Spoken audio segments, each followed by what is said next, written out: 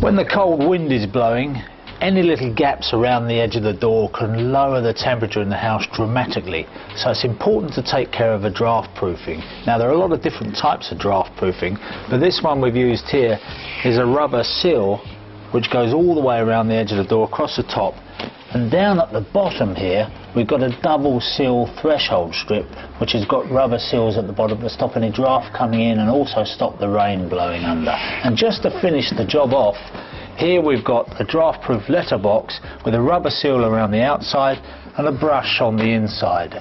And those three things together can save you an awful lot of money on your fuel bills. The real secret to saving money on your heating bills is the control system.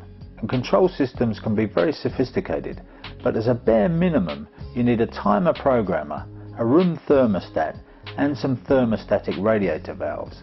And if you haven't got these, have a word with your central heating installer.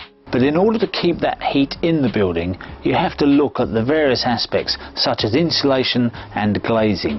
Now if you've got a metal framed window with single glazing, that's probably about the worst thing you can have. So it's worth thinking about upgrading that to a double glazed window. Now you can have a metal frame or more likely a wooden frame or a PVCU frame.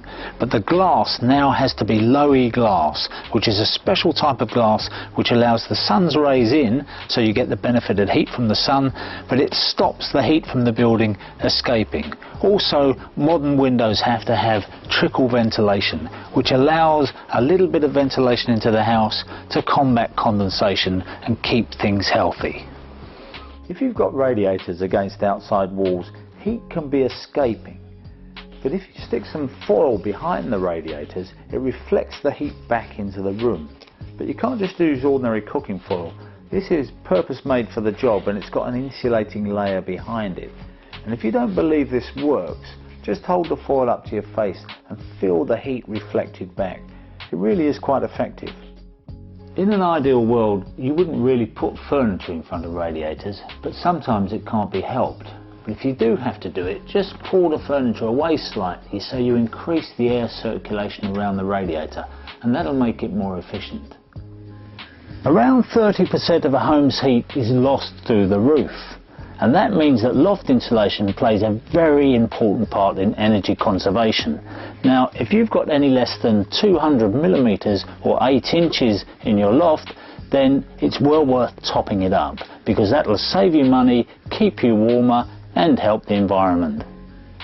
You know, you can't beat sitting at home on a cold winter's evening feeling nice and warm.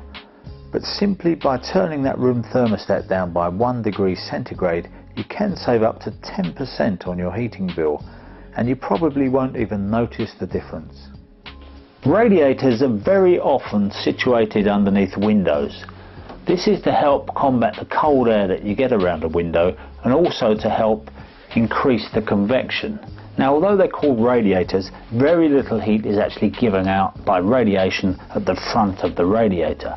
The majority of heat that you get from a radiator is given out through convection.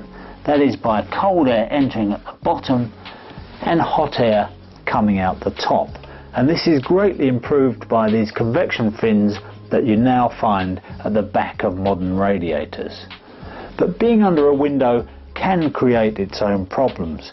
If you've got curtains and you draw the curtains over the radiator, then you're going to kill that convection process stone dead.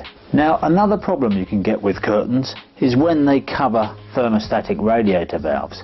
Thermostatic radiator valves rely on a flow of air going past the sensor, and if you cover it up with a curtain, this stops the flow of air, so the sensor won't give you a proper reading of a temperature. The way around this is to get a thermostatic radiator valve with a remote sensor.